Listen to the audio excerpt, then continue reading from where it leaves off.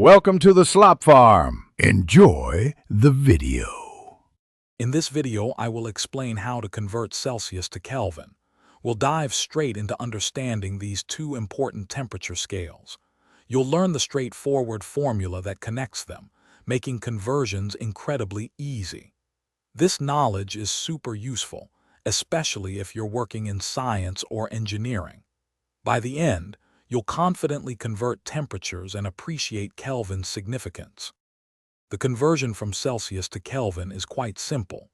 The Kelvin scale starts at absolute zero, which corresponds to minus 273.15 degrees Celsius.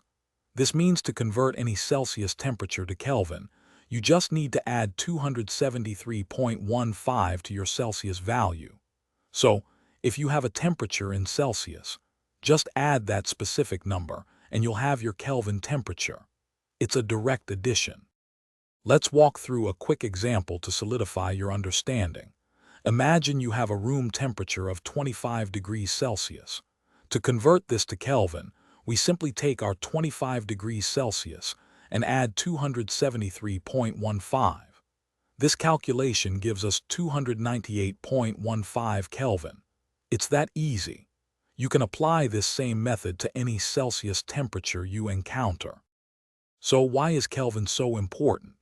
Unlike Celsius or Fahrenheit, Kelvin is an absolute temperature scale, meaning 0 Kelvin signifies absolute zero, where all molecular motion theoretically stops.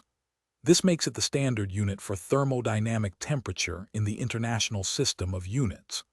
Scientists and engineers rely on Kelvin for accurate calculations in areas like gas laws, cryogenics, and material science, where precise temperature relationships are critical.